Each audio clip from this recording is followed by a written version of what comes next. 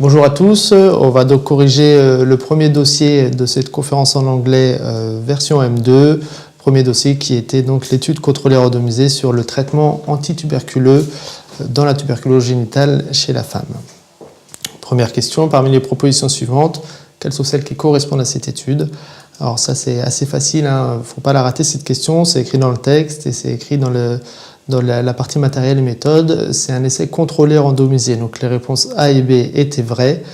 Les essais contrôlés randomisés, ce sont des études interventionnelles et non pas observationnelles, parce qu'on introduit un traitement, donc on modifie le mode de vie des patients. Observationnel, c'est juste une observation et une récolte de données. Donc la réponse C est fausse, c'est pas une cohorte et c'est pas une série de cas.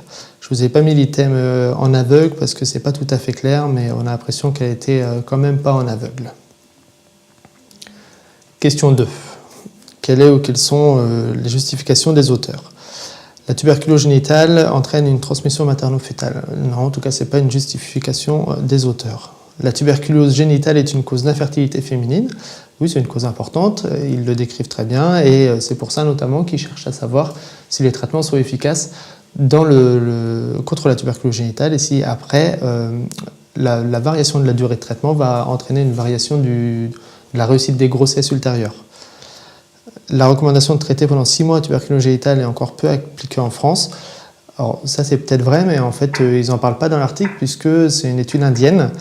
Ils expliquent bien que dans le monde entier, les recommandations, c'est de traiter 6 mois et qu'en pratique, la plupart des gynécos traitent 9 mois ou 1 an.